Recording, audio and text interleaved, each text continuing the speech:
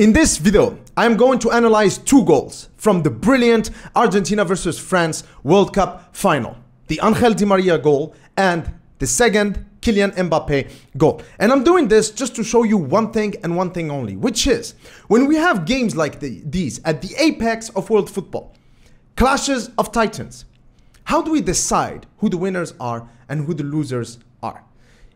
In this video, I am going to analyze those goals to show you some of the fatal mistakes that players from both Argentina and France made, and as well as the creative and ruthless means by which the players from opposition teams were able to exploit those mistakes and score those goals. It's a very insightful video. There's a lot of detail in it that you might have missed while watching the game, and you could only notice by rewatching the footage over and over again, like I did. So I hope that you enjoy it. And now let's get on with the Angel Di Maria goal.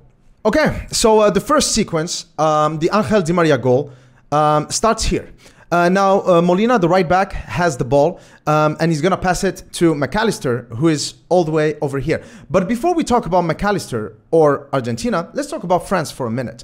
As you can see here, the positioning of their players is quite peculiar. You have Antoine Griezmann over here, Rabiot here. I don't know what Rabiot is doing over there. He's not supposed to be there. He's a central midfielder. And then Theo Hernandez, who is pushing really up over there.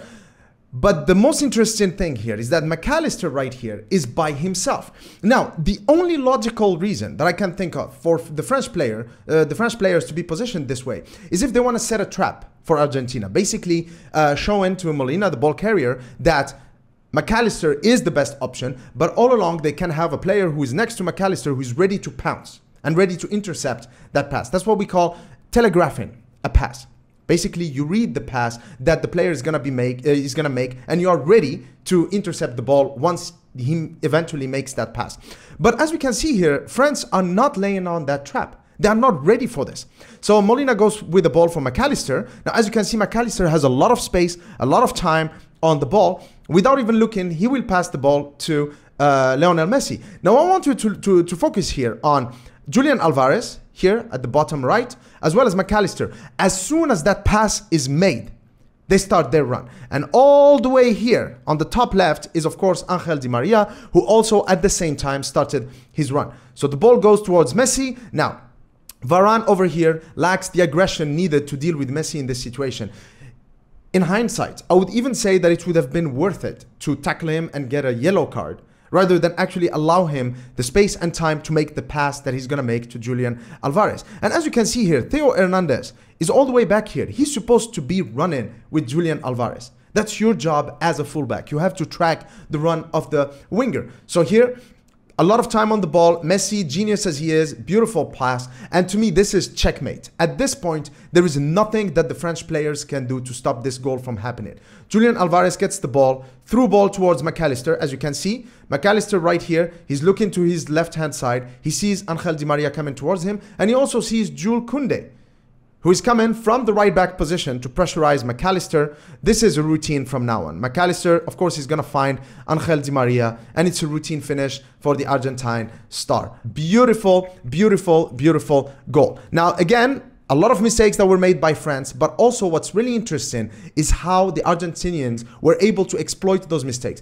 Now, let's look at Mbappe's second goal. So, for Mbappe's second goal, the sequence starts with Coman having the ball. However, I could not find full, complete, extended highlights of the goal so far because of copyright reasons, I suppose. But the reason Coman has the ball over here is because he pressurized and tackled Leo Messi. So that's the first mistake that Argentina made, which is an individual mistake by Leo Messi not being focused enough, low concentration, not knowing that Coman was coming to him and eventually losing the ball to him. So now Coman has the ball. However, the mistake that Messi made was not fatal by all means.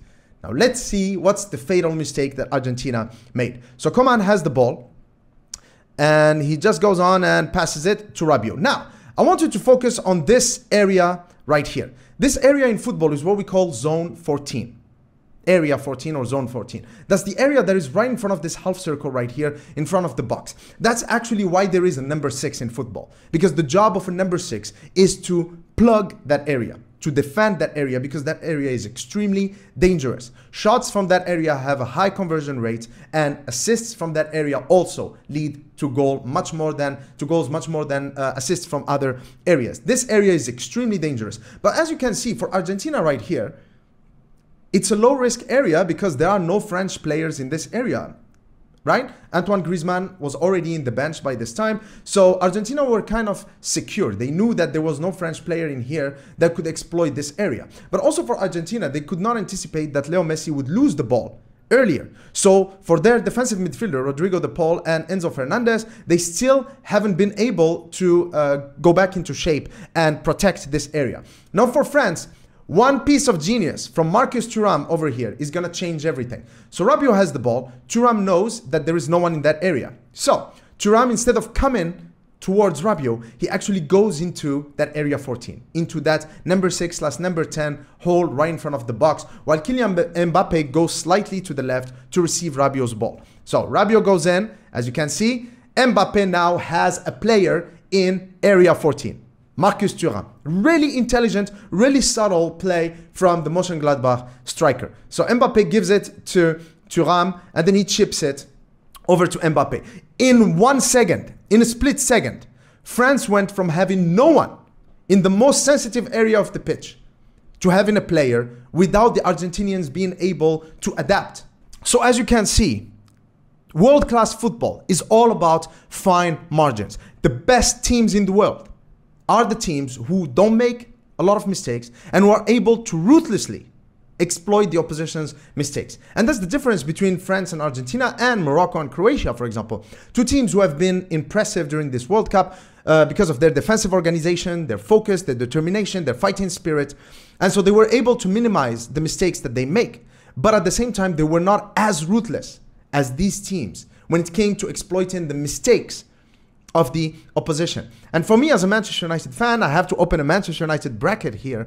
I believe that the main reason why we have not been as successful on the pitch, never mind the off the pitch issues that Manchester United has, is mainly because of this. We've made a lot of mistakes, a lot of unnecessary mistakes, and we are not bold enough or ruthless enough when it comes to exploiting the opposition's mistakes. Anyway, congratulations to Argentina and to Leo Messi. I hope that you've enjoyed the video, and cheers.